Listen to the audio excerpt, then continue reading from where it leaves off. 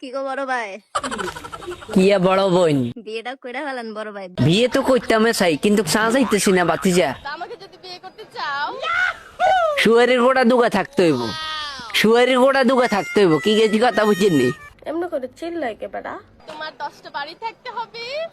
বাবুরে আর তো কেন 10খান বাড়ি নেই, আর সনের ঘর একখান আছে, কেন জড়ি হইলে হানি হড়ে। আফা, মেয়ে এবং ছেলেদের কি জন্য বিয়ে করা প্রয়োজন আনার কাছে সেটা আমি জানতে চাই। এটা হচ্ছে ফার্স্ট অফ অল ইসলামিক দৃষ্টিকোণ থেকে এটা তো সুন্নত। এখন বিয়া বুঝি সুন্নত কেন?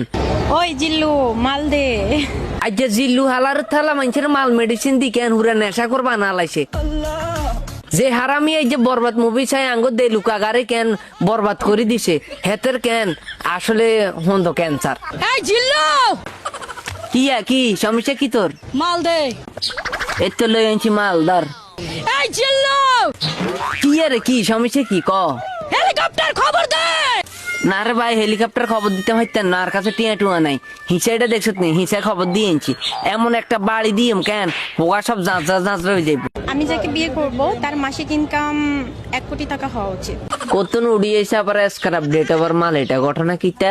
কারণ আমার রূপ যৌবন আছে, তো এজন্য সে আমাকে বিয়ে করবে। তোর রূপ জৈবনের মধ্যে আমি মনে কর হিসাব করে দিতাম, কিনলে জানোস নেই তোরা আসলে আবাসিক হোটেলে 300 টাকা করে বলা, তোরা যাস না। আমি কি কোনো দিক দিয়ে কম নাই? বুড়া শরীর 300 টাকা, বুড়া শরীর 300 টাকা, জোয়ান শরীর 800 টাকা। বিয়ে শিয়েতে কি করবেন না বড় ভাই? না কোনো বিয়া করতেন না, চিরকুমারী ঠিক কম। বিয়ের বয়স তো পার হয়ে যেতেছে। ও আমিও তো দেখতেছি আর বিয়ের বয়স পার হয়ে যেতেছে কিন্তু সাজাইতেছি না।